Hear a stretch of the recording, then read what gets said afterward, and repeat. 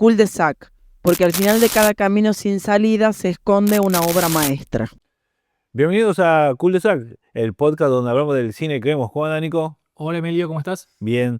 Bueno, esta vez tenemos un invitado, Gustavo Calleja. ¿Cómo andás? ¿Cómo andás, Gustavo. Emilio? Bien, un amigo de toda la vida, referente cultural de Tucumán y todo, así que, y con él nos sugirió que estuvimos hablando mucho de Frankenstein, que es algo que está ahora todo el mundo viendo por la película de Guillermo del Toro, que está en Netflix, todo. Entonces decidimos hacer vamos a hablar, no solamente vamos a hablar de la de Guillermo del Toro, sino vamos a hacer la referencia con la película de 1931 y con la película de 1994, y también con el libro. Vamos a tratar de hablar de todo un poco, y ver de qué se trata este mito, qué es lo que nos quieren contar con esto. Así que esta es un poco la idea de esta reunión. Así que, bueno, empecemos. ¿Cómo llegó Frankenstein a sus vidas? Esa sería la pregunta. ¿Uno le daba miedo de chico o no le daba miedo de chico? Para mí, en los 90, o sea, primero salió la versión de Coppola de Drácula, que era supuestamente fiel al libro. Inmediatamente ese éxito lo produce el mismo Coppola con Kenneth Branagh a una versión supuestamente fiel al libro, Mary Shelley Frankenstein. Sí. Para mí, llega en ese momento, me da mucha curiosidad, sobre todo porque, y si lo pensamos ahora, como que, ¿qué representa la generación? O sea, las generaciones de adelante, bueno, a ver, el Frankenstein que está planteando Del Toro, para nosotros de hace 30 años atrás estamos viendo la de Kenneth Branagh, o toda esa super iconografía que ha generado la Hammer, todas las películas de terror. Hammer el 57. Claro, y la Universal. Y la Universal el 31. Y la gran pregunta, ¿cuál es la fidelidad en el libro? Esa es la pregunta como trata de responder ahora. Sí, en mi caso llega también por la película del 94, la de Kenneth Branagh, protagonizada por Kenneth Branagh y por Robert De Niro. Fue la primera película que vi completa de Frankenstein, porque la versión original, o la primera, la más icónica, de Boris Karloff, de James Whale, del 31, de la Universal, yo es una película que la vi mucho después, ya Sí. grande, porque ya era una película que no la pasaban por la tele, que no estaba disponible, pero igual hay mucha, la iconografía en general del monstruo y del doctor Víctor Frankenstein y de todo el momento de la creación de la vida, el It's Alive, todo, es de esa película que está referenciada en muchas otras películas anteriores. Exacto, el castillo El no castillo, existe. pero referenciada en Los Simpsons, en la cultura popular. Toda la iconografía general del monstruo está basada en las películas de los años 30 de la Universal. En mi caso, la primera película que vi de Frankenstein es la película de Brooks, El joven Frankenstein, En mi caso también. que es una película que en los 80 yo la vi en VHS, que la alquiló mi papá, me acuerdo, y es una película muy graciosa, muy divertida, pero una parodia. No, claro, lo que pasa es que cuando un género llega a su límite, ya empieza la parodia. parodia. O sea, los Monsters, Herman Monster, toda esa iconografía. Herman Monster es una parodia del monstruo. Que es un poco lo que pasa también con Batman. La idea de un Batman oscuro, a mucha gente no les pareció el de Tim Burton, porque la imagen que tenían de Batman era la de los 60. Era la de Adam West. De Adam West. Exactamente. Pero en mi caso fue así. Y bueno, ahora estamos enfrente de una adaptación polémica. No sé si polémica, pero estuvo mucha polarizada. Sí, o sea, yo llegué mal a Frankenstein de del Guillermo del Toro. Toro. Sí, llegué mal porque ya lo había visto en varios lados, había leído críticos que yo sigo y mucha gente, referentes, ya me estaban diciendo que no era buena, un montón de cosas. Y llegué ya como mal predispuesto a la película, pero la verdad me terminó sorprendiendo. Sorprendiendo en el sentido que no me parece una película mala, tampoco me voló la cabeza, o sea, no, es como, no sé quién me ha dicho, ya me he olvidado. O sea, no me asumo nada al mito, ¿entendés? Porque lo de Mia Goth, Exactamente. Es el personaje. o sea, la estética, a ver, como referente del Toro, no, o sea, toda la parte estética que hace en esta película no es mejor que lo que hace, o sea, no sé si es mejor o peor, pero es muy parecido a lo que hace en Crimson Peak. Claro, bueno, O sea, yo lo que creo al ver la el película, uso del rojo, el uso pero del blanco, esas hagamos cosas, sí. comencemos Eh, fácil. ¿Las películas les gustó? A mí sí. A mí sí. La película me La de gustó, Guillermo del Toro, a mí me gustó. la siento que no es fiel, sí me Sí. decepcionó, no es fiel al libro, tampoco es fiel la del... Ninguna, ya sé. Claro, la de Kenneth Branagh que se vende como Como la mejor. también está muy contaminada por todo el cine de terror de los 30, los 60. Sí. Yo lo que creo con la película de Guillermo del Toro es que el máximo referente de Guillermo del Toro en Frankenstein de Guillermo del Toro es Guillermo del Toro. Porque el monstruo inclusive tiene mucha reminiscencia al monstruo de la forma del agua, esas formas así muy, muy altas, o el fauno, esas formas que Sí. utiliza él de esos tonos grises, de esas cosas anfibias, o muy, muy, muy estético el monstruo, porque es la concepción que tiene él de sus monstruos, Monstruosidad. de su monstruosidad. Así que bueno, me parece buenísimo que él sea fiel a él mismo, pero sí creo que la película no tiene un buen ritmo, me parece un poco densa. Está bien narrada, está muy filmada. A ver, La dirección de arte es sí, fantástica. eso sobre la estética del monstruo. Sí, Sí. En el libro lo plantean de 2,50 m, pelo negro, pegado. Y la característica del monstruo es que el que lo ve se asusta, lo rechaza y lo quiere matar. Su único amigo es ciego. Ahí está Bueno. el parámetro. Y, Vale. y el mismo Víctor lo abandona inmediatamente que nace, que lo crea, claro. que lo crea, que eso no pasa en la versión del Toro, que intenta educarlo. Sí. Bueno, yo la primera vez que vi Frankenstein fue la de Mel Brooks. Claro, exactamente. Sí. El joven Frankenstein. Yo, Claro. Frankenstein, Sí, pues una película Eh, que pasaba mucho por la tele. me reí muchísimo, no podía creer lo que estaba viendo. Mi primer acercamiento fue ese, y lo sigo. Me acuerdo todas las escenas, aparte, la película de Mel Brooks tiene mucha participación del personaje de Igor. Sí, Que Dios. Igor es una creación, justamente un homenaje a la película de la Universal de James Whale, porque es un personaje que no está en el libro. No está en el libro. No está Es una creación de la película de Universal. Que la película de Universal es una película muy simple porque va derecho al. No te explican el trasfondo de Víctor, de por qué quiere crear vida, por qué es No, es complejo. mucho más La sensible. película de la Universal comienza ellos cavando las tumbas para sacar los cuerpos. No te explican nada. Es una película Claro. que va derecho. Eso también tiene No la tiene ningún tipo obra. de exploración de personaje. Cuando a mí lo que me pasó con la del 94 es que me llevó a leer el libro, igual que el Drácula, A mí también. porque como prometía fidelidad, lo leía el libro y veo que no es fiel, pero es más fiel, ponele, que la del Toro, por ejemplo.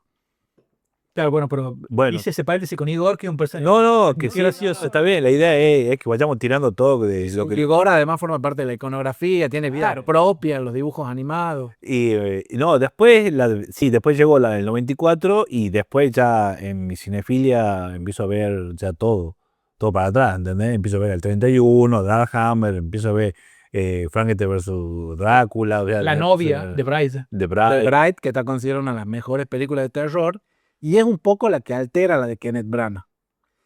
Yo les quiero preguntar algo. ¿Ustedes piensan que esta va a ser la película que va a marcar la generación nueva, el referente, la nueva estética? No. Es una buena pregunta. Joder. Y ¿Qué? no ¿La sé, del Toro? la del Toro. No Por creo. olvidada. No, Yo quería también que hablemos en algún momento. no creo. Yo, para mí, no. No sé cómo irá la charla, pero que hay una.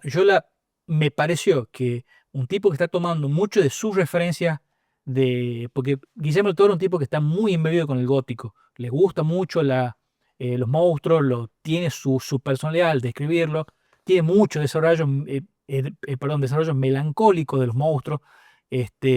Y a mí me pareció que él está haciendo lo mismo que hizo Robert Eggers con su Drácula, con su Nosferatu, perdón. Con su Nosferatu. Pero sí no es una carta tan directa, porque Robert Eggers estaba homenajeando a Nosferatu, no a Drácula, a la película original de Nosferatu de Frederick Moorman, que no tienen los nombres del libro porque no estaban los derechos, sino que ahí es donde nace el conde Orc, no es el conde Drácula. Pero acá Guillermo del Toro quiso hacer eso, pero no creo que esté homenajeando a nadie. No está haciendo un homenaje a Universal, No, no está haciendo un homenaje a esa es Terence su Fisher y a versión. Hammer. No, a mí No, la es una estética de su versión. A mí la estética del monstruo me hace acordar a otras reversiones como Slicer, que crean un monstruo, Adrian Brody, genéticamente, que era Sí. blanco, largo y va evolucionando. Y también me hace acordar al Prometeo De Prometeo, la película de Prometeo de la saga de Alien, ¿sí? me parece muy parecida a la De- estética. De Ridley Scott, sí. Sí. Sí, de hecho yo cuando lo vi el monstruo pensé justamente en la escena de la cascada del comienzo de Prometeo de Ridley Scott. Y es un... Perdón, Gustavo, ¿no? O a Abe Sapien, el personaje de Hellboy, Sí, Ujú. que también es muy parecido al personaje de La Forma del Agua. de la forma del agua. Sí, bueno, yo creo que ahí hay un problemita, parece, con Del Toro y los... Tiene su versión, y también. los monstruos, Él ¿no? tiene su Él cabeza. como que estaba obsesionado mucho con el tema de los monstruos, o sea, siempre está él ahí Sí, metido. bueno, obviamente es uno de los directores. Bueno, sus primeras películas, Cronos, que es para mí la mejor, y El Espinazo del Diablo, que es una película más gótica de fantasma, pero su primera película es una reversión del mito del Conde Drácula, que es Cronos, con Federico Lupi. Y también hizo una película que no se habla mucho, que es Mimic, Mimics, que bueno, también no hay hay otro goma, monstruo que no es bueno. Mimic. muy buena. Y después, bueno, los grandes monstruos, Hellboy. Mimic es cuando él llega ahí a Estados Unidos, a Hollywood, Hollywood, exactamente. sí, hace... Y eso es lo que le da la carta para que haga las películas de Hellboy. Que Hellboy Sí, no, las Hellboy son es un buenísimas. personaje Las que, Hellboy son buenísimas. que Yo- tiene yo- mucha mitología de gótica y de monstruos clásicos. Hablemos un poco, para que nos ordenemos, primero hablemos un poco del libro. Del libro, sí. Hablemos un poco del libro, algunos datos así, 1816, Mary Shelley. de Mary Shelley con 19 años, Claro. escribe lo que es Frankenstein o el moderno Prometeo. Sí. Yo, en realidad, a los 19, este libro para mí es un libro catárquico, como lo es Mujercitas o como es Entrevista con el vampiro, porque ella, 2 meses antes de escribir el libro, había fallecido una bebé, en gran parte por culpa de su marido, y ella también, en el parto, cuando ella nace, muere su madre. Entonces, Literal, como que ese es un duelo que ellos tienen que, del origen de Víctor, claro. claro, que tienen que plantear o que Catártico. claro, por eso yo pienso que es catárquico. Pero lo de, a ver, ella o sea, en esa noche fue que se creó el vampiro Sí. y se escribió porque estaban como Ellos estaban en una villa Bueno. en Peñebra. claro, era como un verano, así un fin de semana. Ellos fueron a una villa en Ginebra donde estaba Lord Byron, Polidori, que es el creador del vampiro, Mary Shelley, Pierce Shelley, que es su esposo, y la hermana de Mary Shelley.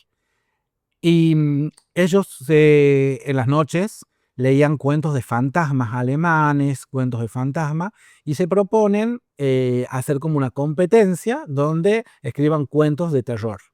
Eso también yo les quería decir. ¿A usted le parece que la película es una película de terror, la de Guillermo del Toro? No, No, para mí no. Para mí es una no. película gótica. Una película gótica, Un drama, un muy drama. Es muy dramático porque eh, está muy... Es muy dramático, o sea, toda la parte post-creación del monstruo, o no sé, capaz que son por también las nuevas sensibilidades o un montón de cosas que, bueno, a mí sí me pareció triste la historia de Frank. Claro, Y esta es la Ya. más triste. tiene muchas Por- capas. Para mí, Y por eso, lejos que la más ustedes, triste. y eso que ustedes no vieron, no sé si la vieron. ¿Ustedes vieron la película, el anime de la película de anime de Frankenstein? No sabía de la Se existencia. llama The Monster of Frankenstein, es de 1981.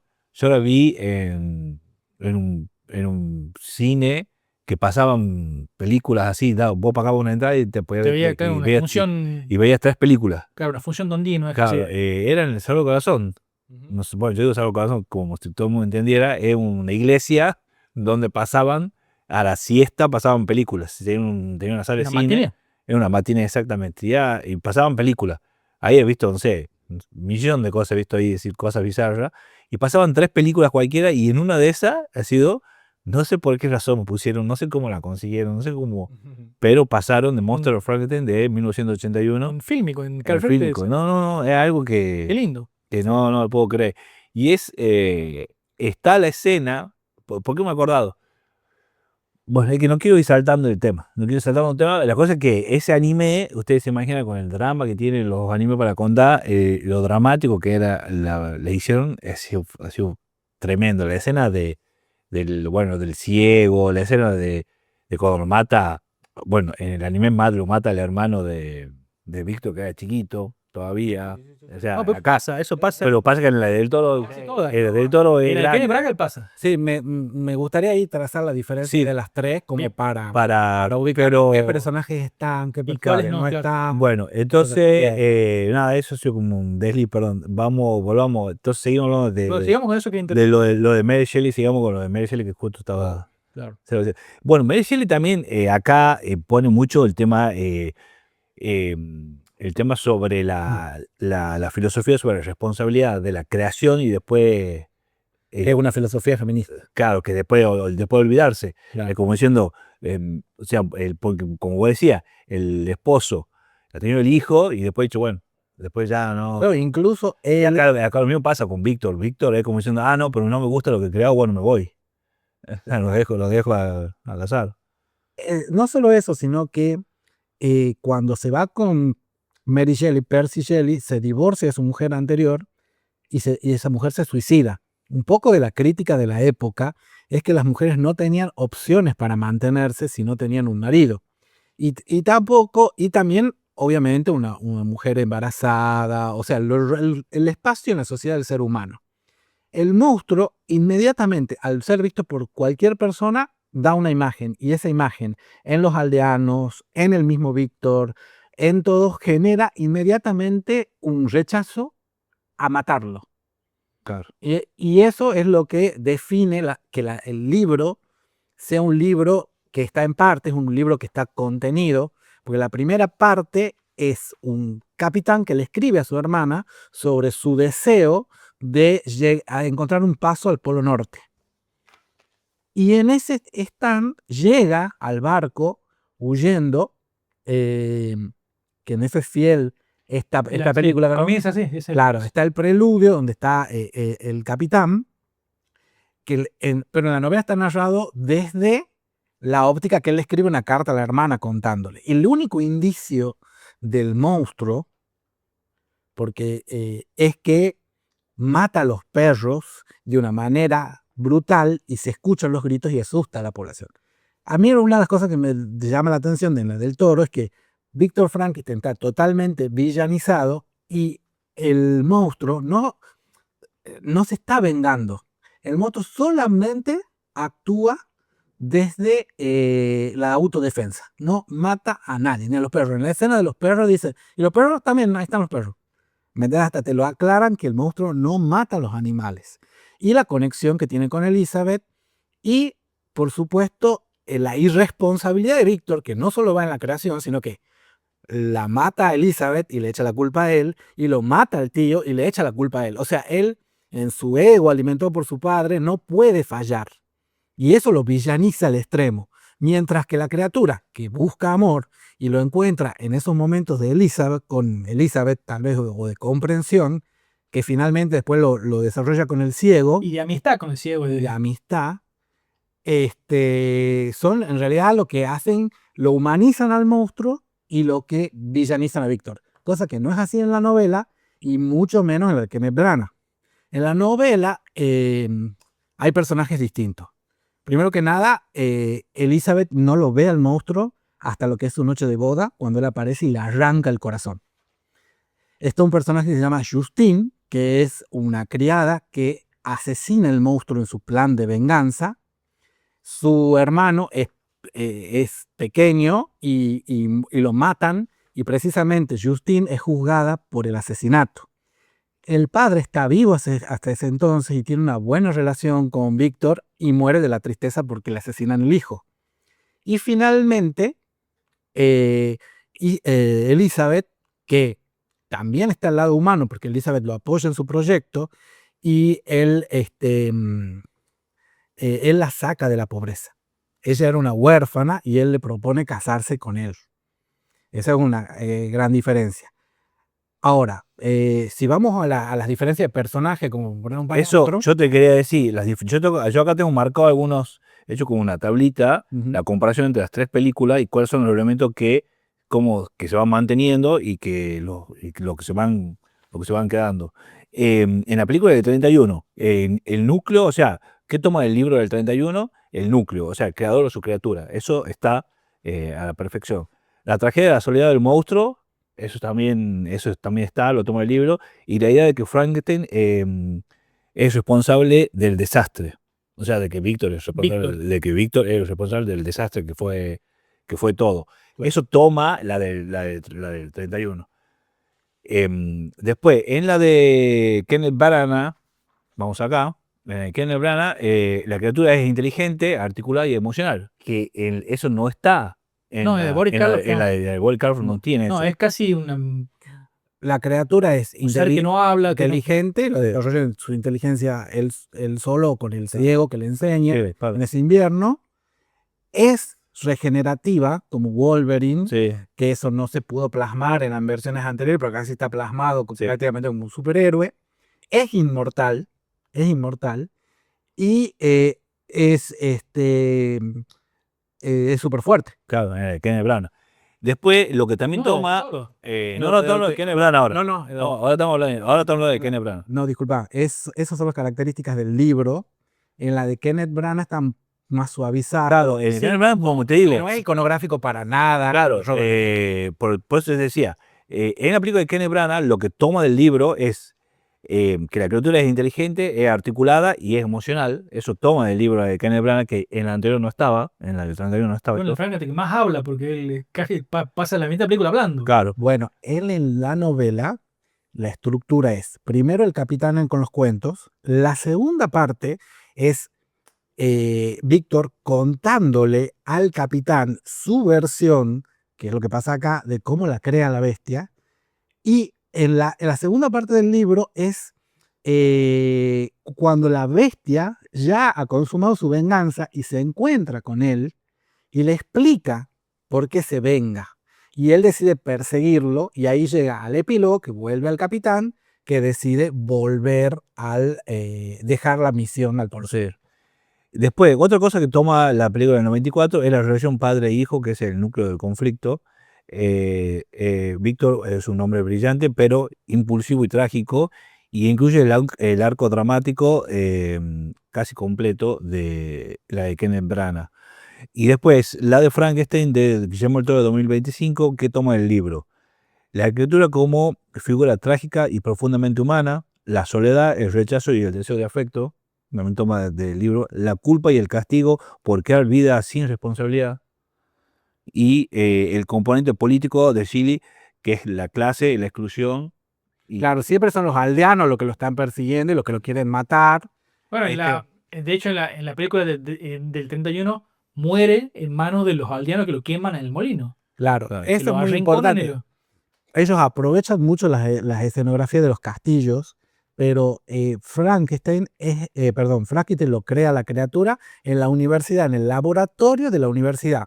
Tampoco hay toda esa espectacularidad de rayos ni nada. Ella habla de un soplo de vida como Prometeo y le da vida hasta que ser. En cambio, en la espectacularidad del rayo, que la vemos hasta en Volver al Futuro, después las anguilas eléctricas de Kenneth La anguila Branagh, eléctrica, sí. y a la construcción acá de esa torre gótica no existen en el libro. Sí, bueno, ahí creo que Del Toro es el único momento que homenajea a la Universal es con el tema de la torre, el rayo y el It's Alive, Claro. el momento ese que yo creo que es muy difícil separar Frankenstein del tema de la llave eléctrica, de la torre, de del la rayo. iconografía. Sí, es muy difícil de hacer. Bueno, algo que inclusive la mayor libertad creativa de Whale y de el monstruo de Indonesia son el tema de los tornillos para los electrodos, para la electricidad y bueno. Bueno, acá en la de Kenneth Y Branagh, la única cicatriz que tiene en la cabeza. Bueno, Kenneth Branagh muestra un monstruo mucho más. Realmente Sí, lo que bien podría ser grotesco, un bien cadáver feo. reconstruido de. porque tiene esas heridas abiertas, que en la versión, perdón, en la del 57, en la de la Hammer, es un monstruo más zombie, porque tiene como una carne descompuesta y se mueve de forma de zombie y habla como zombie. Bueno, pero creo que en la cabeza de todo el Frankenstein es el Frankenstein de Boris Karloff, el del... Sí, es insuperable. No Insuperable. yo creo que en la memoria el de Robert De Niro no está. No. Y yo creo que este tampoco va a pasar a la memoria porque No. lo veo genérico. Sí, yo lo veo muy orientado a él. Está bien, me parece que está bien. Él Está bien, tiene su no, historia. sí, por supuesto. No, yo no creo que... Es lo mismo, que creo que lo mismo, repito, lo mismo que hizo Robert Eggers con el Conde Orc, porque el Conde Orc tampoco tiene mucho que ver con el Drácula de la novela. Así que bueno, son imágenes, estamos hablando de cine. Al fin y al cabo no nos olvidemos que estamos hablando de cine. Y Sí. el cine son imágenes. Una de las cosas que a mí más me llama la atención, que la de Kenneth Branagh prometía ser la historia de Mary Shelley. Pero no puede evitar la contaminación de la Hammer, especialmente de la película La novia de Frankenstein. Sí. de verdad, Frankenstein. claro. Que además me parece que el casting de ¿cómo se llama la actriz? Mia Goth. No, No, Elena Bonham Carter. Elena, me parece que es la de Bray. la novia de la generación de los 90. Sí. Gótica, grunge. Ya era, y ella. Ya era ella naturalmente. O sea, sí Un era ícono ella. ella, Elena Bonham Carter, sí. Y acá recrean una estética fuerte con los vestidos, con la humanidad de ella, porque contrasta mucho Con, la Mia Goth. humanidad de Mia Goth con y el tema de los padres de Víctor. Víctor está enamorado de la madre, incluso la actriz Mia Goth hace de la madre y hace de Elizabeth, Exactamente, sí. para subrayar eso, y la presión del padre, que para mí es lo que lo villaniza, que no la tiene en el libro. Para mí, también la película de Kenneth Branagh es súper teatral, es exagerada, colorida, súper felices, Sí, contrasta un montón. Acá yo tengo Kenneth Branagh. ¿Qué es lo que cambia Kenneth Branagh? Tono melodramático, casi opresivo del film. Branagh pone poco foco en las emociones y el romance. Perdón, hace foco en las emociones y en el romance y no en la parte filosófica del monstruo. Exagera los elementos sensoriales como la muerte, la enfermedad, los cuerpos y los fluidos, y cambia el final para hacerlo más romántico y trágico. Sí. Esa está una obra de Kenneth Branagh, ¿no? Por supuesto, ¿no? Las tres son distintos al final. En el libro, como él es Pero indestructible, esta es la que más distinta es, Sí. en la del Toro. primero que nada, no tiene redención. Cuando él llega al barco, ya está muerto Frankenstein. En cambio, en la del Toro, ellos se reconcilian y él Sí. queda mirando ese sol, El final. el final de esta película. En la de Kenneth Branagh Muere, no. aparece, No muere Víctor y después. todo está contado por Víctor al capitán. Sí. Y de golpe el capitán entra y lo encuentra a la bestia llorando porque ya ha muerto su padre y se va en un barquito prendido fuego. Así. Y en la novela, Frankenstein le promete al capitán no acercarse más a la humanidad y se tira al agua para congelarse porque es indestructible. O sea, se suicida. Que un poco es lo que en La novia de Frankenstein se suicidan los dos juntos. El pedido de la pareja, que si ustedes se fijan, el vestido de Elizabeth Mia Goth en lo del Toro lo homenajea con las vendas. En el Helena Bonham Carter, que bueno, por sí Es gótica. es gótica, plantea que él le pide que haga la pareja y él la hace. Pero ¿por qué la hace a la pareja sabiendo que va a salir mal? Porque no la hace para Frankenstein. No la hace para la criatura. La hace para él, con las dos mujeres que él amó siempre, que eran Justine, que la mata el monstruo porque mata al hijo. O sea, el monstruo hace un plan elaborado por el cual lo mata a un pequeño William y la juzgan a Elizabeth. A Elizabeth la turba, porque a Mary Shelley las diferencias sociales le importaban mucho, la mata a la falla del sistema judicial, y eso, la muerte del hijo, la muerte de Justine, hace que la tragedia. Además, Igor, en la de Kenneth Branagh y en la novela, existe como un amigo de él. Y esa también es la parte humana de Víctor. Víctor lo trae, porque él es pobre, para que sea para que trabaje con él como médico. Rescata de la pobreza a Elizabeth y la trata como una igual a la hija del ama de llaves. Tiene como una familia muy consolidada, el padre y él se quieren, y su drama es la muerte de la madre, por la cual decide vencer a la muerte. Era un nene mamá. Claro, Pocas palabras. pero el drama Pero, sí. que no está en la novela, pero que trae Kenneth Branagh, es la posibilidad de revivir a alguien que yo amo. Entonces, el monstruo, que es súper inteligente. Claro, es una frase que a mí me quedó mucho de la película de Kenneth Branagh, cuando él dice, nadie debería morir. De repente dice, pensando en voz alta, dice, nadie debería morir, no deberíamos morir. Claro, por el avance de la Por ciencia. la banda de la ciencia, usando. claro. Pero cuando se da cuenta que no le va a revivir a la madre, abandona todo. El caso es que Elizabeth, que es un personaje como mítico en la del Toro, en la novela y en la de Kenneth Branagh lo conoce la noche de la boda, porque el monstruo se presenta con el cadáver de Justine y le pide que le devuelva la vida. Entonces él dice que no le va a devolver la vida, no le va a crear un monstruo con su hermana, porque es su hermana, y con su otra hermana esposa huye.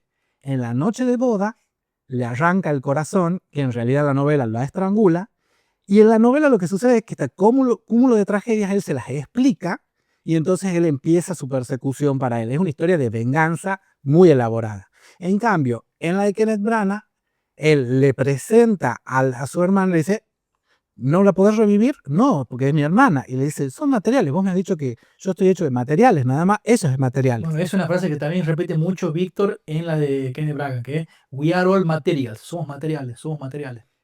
Y que lo que Víctor quiere hacer, la locura de él, es revivir a Elizabeth, y lo hace con el cuerpo de los dos, de Justine y Guy. Y en la película, ella, como en La novia de Frankenstein, se da cuenta de que es un monstruo y decide suicidarse. Pero eso no está en la novela. Ahí se parece más a lo del Toro, aunque Justine... Sí, pasa que Del Toro eliminó varios personajes. Sí. No existe el tío que la financia, no existe, ella es huérfana, William es un niño. El niño, claro. Chiquito, sí. Después está un amigo de él, que es como el Igor, que él lo asesina. La primera muerte que hace él, que sufre, el primer golpe que le da a la criatura es matar a su amigo. Después mata a su hermano, el pueblo mata a Justine, y después el monstruo le arranca el corazón a Elizabeth, que en el libro y en la novela, en el libro y en la versión de Kenneth Branagh, ella hasta la noche de boda no lo ve al monstruo. Esa para mí es la diferencia. Acá en la Del Toro es muy naif eso, que Nia Goth lo ve un segundo y se enamora perdidamente así, y después así. Eso me hizo recordar mucho también de vuelta a la... Es como too much eso, al, ¿no? al Pero bueno. Nosferatu de Robert Eggers también. Bueno, pero de última, el Nosferatu de Robert tenía el poder de la seducción, el bicho. Sí. Entonces ponele que te doy la derecha con eso. O sea, porque me parece bueno. Bueno, todo plantea que ella es una mujer que no se asusta con los cadáveres, Sí. es una mujer ilustrada, que viene de un convento. Le falta estudia lo de Mia Goth, le falta desarrollo para que cuadre bien en entender todo, pero yo creo que Del Toro, bueno, hemos hecho una mezcolanza de todas las películas, ¿no? Pero espero que se entienda todo esto, pero si lo ven 2 veces en el capítulo, capaz que no entienden. Pero, porque sí pasa que es imposible, porque como hablamos de una y la conectamos la vamos conectando con la otra, la conectamos con el libro, la conectamos con todo, entonces, en realidad el podcast es sobre Frankenstein en sí, la idea era tener o sea, ir analizando película por película, pero no, se va de las manos, es imposible porque vamos haciendo paralelismo con todo, entonces estamos así. Volviendo, después de esa aclaración, volviendo un poco a lo de Mia Goth. Claro, el personaje de Mia Goth, para mí, es como que le falta construcción, o sea, es como que en la del Toro es como que queda toda la mitad, o sea, es un poco de una, es un poco de otra, es como que sacó de los personajes femeninos de las otras películas y del libro y trata de reconstruir él algo ahí, pero no, la verdad que no termina de cerrarme lo de Mia Goth. Pero bueno, no sé. Bueno, me habló un montón, espero que se entienda. No sé si algunas reflexiones finales sobre Frankenstein. Bueno, que obviamente una novela universal que tiene muchísimas capas y que ha sido un referente para un montón de otras historias y que tiene muchísimas capas y muchísimos temas humanos, más allá de la espectacularidad que Hollywood le imprimió y que pasó a ser iconográfico, y cuando lo vemos está cruzado por eso, evidentemente. Bien. ¿Y Nico? Yo también, yo creo que es importante que a esta altura del tiempo, de la historia del cine, de vuelta se renueve El mito de el Prometeo. mito del Prometeo del Dr. Frankenstein a través de, a mi entender, uno de los tipos que mejor entiende o que mejor ha desarrollado el tema de su propia mitología con los monstruos, que es Guillermo del Toro. Me parece buenísimo. Vuelvo a repetir el tema de lo de Robert Eggers, de Nosferatu. Y bueno, son íconos que tanto cinematográficamente como también literariamente siempre están presentes. Así que Bien. celebro eso. Y recalco que mi versión favorita de Doctores Locos que reviven gente es el Dr. Henry West en Bien. Reanimator. Bien. Bueno, Basada en el cuento de Lovecraft. bien. Para mí, la película sigue llamando la atención. Yo leí libros sobre Boris Karloff. Frankenstein, yo creo que es siempre un referente en un montón de cosas, también en los cómics. Ahora que se hizo Future Commandos, DC. Sí, que está el Frankenstein, sí. Está el Frankenstein, Y está The la- Bride. y está The Bride. The Bride, O la sea, novia. pero es un personaje que trascendió todo. Y bueno, a mí también, a mí siempre me gusta yo me vi las películas de la Hammer que son bizarrísimas.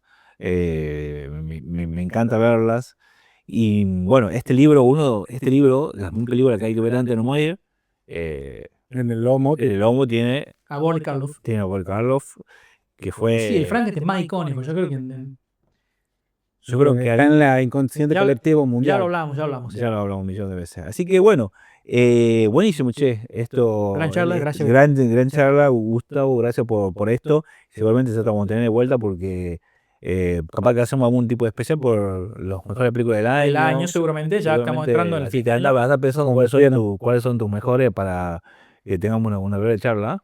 Dale. Venga. Bueno, listo. Bueno, hasta acá llegamos, gente, y ya saben, suscríbanse al canal, pongan me gusta, hagan las cosas que tienen que hacer, dejen un comentario si quieren que hablemos de algo en particular, y bueno, síganos en las redes, nos estamos viendo.